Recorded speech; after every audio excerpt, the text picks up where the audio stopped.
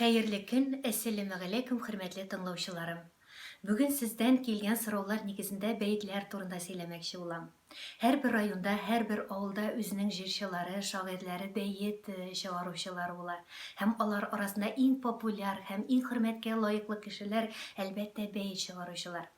Татарстанның Тукай районы Абдул авылында гомер кичергән Бибиниса апа да шулар рәтендә. Ул иҗат иткән бәйтләрне һәрбер мәҗлестә кычкырып укый торган булганнар. Аның турында китапларда да язылган. Бер вакытны шушы авылдан бер егет армиядә вафат була. Бибиниса апа шул хакта үзәк өзгеч бәйет язып калдыра. Һәм шушы бәйтне сезгә дә укыйсым килә. Авторның язу стилен сакларга тырышам.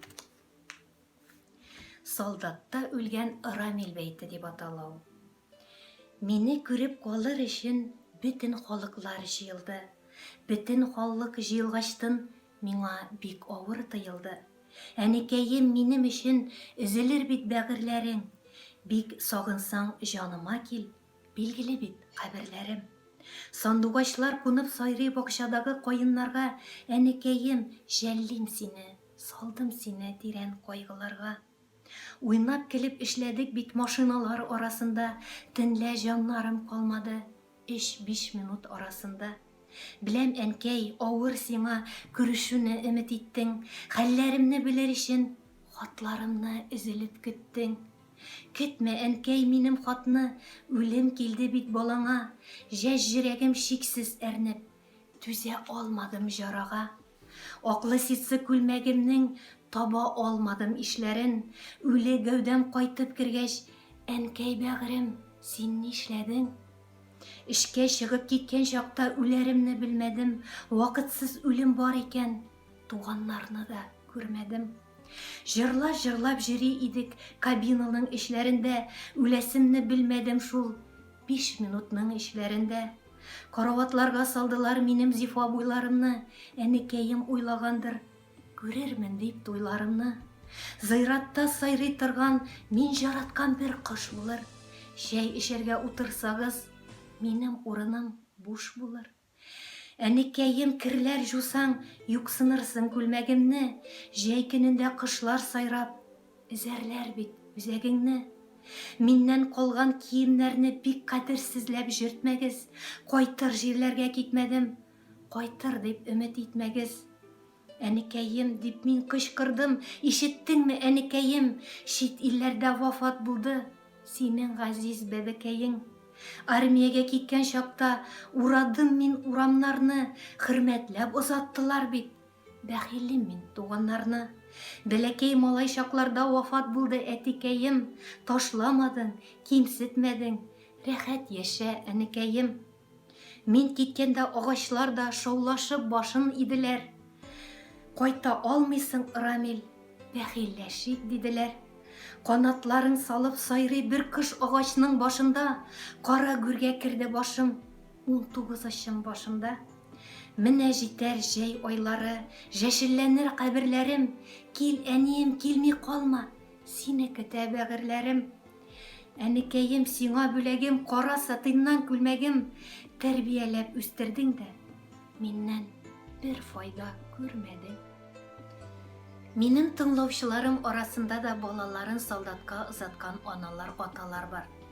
Исән сау кайтсын улларыгыз, догада булыгыз.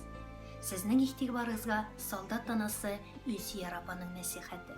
Илсияр ханым, балаларын армиягә озаткан ата-аналарга нинди киңәшләр бирер идегез? Сез дә бит солдат анасы. Әйе, беләсезме, кайбер кеше бик нык кайгыларга бата башлый, хәсрәтләнә, әйме. Ләкин ничек булса дагы, беләсезме, иң яхшысы Аллаһ Тәгаләдән ярдәм сорау, дуга кылу. Коръән укырга. Коръән укып, Аллаһ Тәгаләгә мөрәҗәгать итеп, аннан ярдәм сорарга.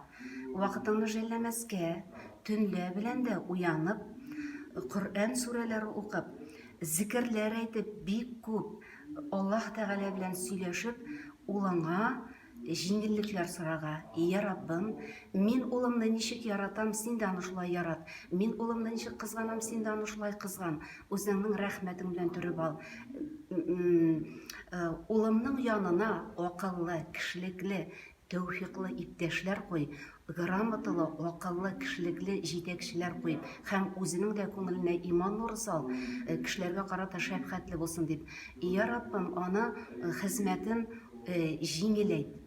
Һәр вакытта да, һәр көн, һәр сәгать урамда барасыңмы син, эшкә барасыңмы син, өйдәме син, аш әзерлисеңме син, һәр вакыт балага дугада булу. Чөнки без инде беләбез, ана дугасы Аллаһ Тәгалә каршында пәрдәсез кабул була, иншалла. Һәм ул дугаларның кабул булуын беләсең, улыңнан сөенечле, хәерле хәбәрләр килә. Ана дугасы баланы саклап йөртә. Әлбәттә, әни кеше сәҗдәгә төшәргә тиеш Аллаһ каршына.